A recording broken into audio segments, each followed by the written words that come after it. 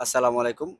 সুপ্রিয় দর্শক, আজকে জানবো আমাদের সাথে একজন ভাই আছে, যে সৌদি আরবে আসছে দীর্ঘ ৫ মাস হয়ে গেছে।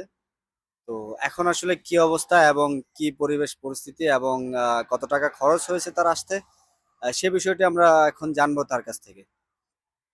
আ ফারজিন, হ্যাঁ ভাই, তুমি কতদিন হইছে আসছো সৌদি আরবে? আসছি ৫ মাস হইব, আচ্ছা, ৪-৫ মাস। কত টাকা খরচ হইছে তোমার আসতে এই পর্যন্ত? ৩.৫ লাখ। ৩.৫ লাখ। এটা কি মানে তোমার একদম টোটাল এখানে আসা পর্যন্ত নাকি? এখানে খালি বিমান সব টোটাল মিলায়া বিমান ভাড়া সহ কত টোটাল গেছে? ৩.৫ লাখ। ৩.৫ লাখ। আচ্ছা, আচ্ছা। তো দালাল মানে দালালের মাধ্যমে আসছো না তোমার আত্মীয়স্বজন কেউ আনছে? হ্যাঁ, দালালের মাধ্যমে আসছি। আচ্ছা, তো আসার পরে আসলে তোমাকে কি বলে আনছে এখানে বা কি কাজ দিবে কি বলছে? বলছিল তো ভালো কাজ দিবে। এখন তো আয়া দিয়ে যে কোনো ইয়েই নাই। কি নাই মানে কি পরিবেশ বা কি অবস্থা? আসার পরে আসলে এখানে দালাল তোমারে কোথাও কাজে দিছে কিনা বা কি অবস্থা? কাজে দিছে। হুম, তারপরে? পিটি-ভিসার কাজ তো অন্যরকম। কতদিন কাজ করছো? কোথায় কাজে দিছে তোমাকে? ১ম করছি দাম্মাম ১৪ দিন। আচ্ছা, আচ্ছা। টাকা-টুকা পাইছিলা ওখানে না? হ্যাঁ, এখানে টাকা দিয়ে দিছে। আর এরপরে? এরপরে রিয়াদের ভিতরে আছি। আচ্ছা, আচ্ছা। তো এরপরের কাজ কি তোমার ওই দালালে আইনা দিছে? হ্যাঁ, তো এখন কি অবস্থা? মানে যেখানে কাজ করতেছো এখানে এখন কি অবস্থা? এখন কোনো মতনে দিনকাল কাটতাছে। আচ্ছা, আচ্ছা। আসছো না? না, আমি কিস্তি নিয়ে আসিনি। মানে পুরা টাকাই তোমার ছিল নাকি না? না, পুরো টাকা ছিল না। ক্ষেত রিয়ান দিয়ে আসছি। মানে ক্ষেত্রে ছিল ওগুলা ইয়ে হ্যাঁ। দিয়ে আসছো। আচ্ছা, আচ্ছা। তো এখন কি মনে হয় মানে সৌদি আরবে এখন নতুন করে যারা আসতেছে তাদের আসলে কি আসা উচিত বা আ আসলে ভালো হবে বা কি না, না আসাটাই ভালো হবে? এটা তোমার কি মনে হয়? যেহেতু তুমি আজকে ৫-৬ মাস ধরে এখানে আছো এবং তুমি জানো যে আসলে এখানকার কি অবস্থা। এখন অনেক মানুষ দেশে আসলে আসার ইচ্ছা কিন্তু আসলে তারা জানে না যে এখানকার কি অবস্থা। যদিও এখন আমরা বলি যে না আসলে সৌদি আরবের অবস্থা এমন, এমন তারা হয়তো বিশ্বাস করতে চায় না।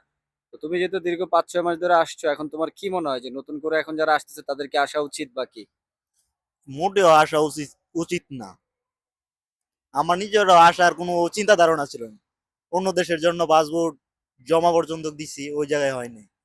আচ্ছা, আচ্ছা। তাই লাস্ট পর্যন্ত সৌদি বই করতে হইছে। তোমার মানে আসার পরে এখন তোমার ৫ মাস কাজ করার পর আসলে তোমার এখন কি মনে হইতেছে যে এখানে তুমি তোমার আকামা আছে কিনা বা তোমার কয় মাসের আকামা নিয়ে আসছিলা? ৩ মাসের আকামা ছিল। তারপরে? এখন বাদ ভাই কিছুই আর হইবে না।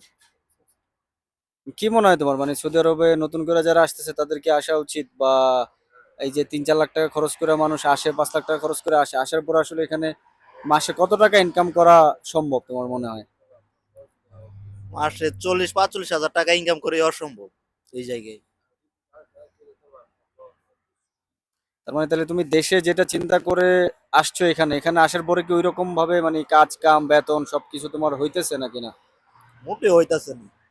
তাহলে এখন কি করা উচিত বা তোমার আসলে মানে কি মনে হয় যে তুমি আসলে আরো কতদিন তোমার থাকার ইচ্ছা? টাকার ইচ্ছা ২ বছর যে টাকা দিয়ে আসছি ওই টাকাটা উড়াইতে পারলেই যথেষ্ট। enough। আর দেশে তুমি মূলত কি করতা, কি কাজ করতা? দেশে কামারে কাজ করছি এবং পাশাপাশি গরুও পালছি। তো ওইটা ভালো ছিল না এখানে ভালো? দেশই ভালো ছিল। তো আপনারা জানতে পারলেন যে আসলে আমরা অনেকেই বলে থাকি যে সৌদি আরবের বর্তমান পরিবেশ পরিস্থিতি কিরকম। তো এটা হয়তো আপনাদের অনেকের আসলে কারোর কাছে হয়তো বিশ্বাসযোগ্য হয়ে থাকে এবং কারোর কাছে আসলে বিশ্বাসযোগ্য হয়ে থাকে না। তো এটি আসলে আমরা ধীরে ধীরে আমাদের এই চ্যানেলে ভিডিওর মাধ্যমে আপনাদেরকে জানাবো যে আসলে বর্তমানে এখানকার কি পরিবেশ পরিস্থিতি এবং নতুন করে যারা আসছে তাদের আসলে কি অবস্থা এবং আসা উচিত কি উচিত না।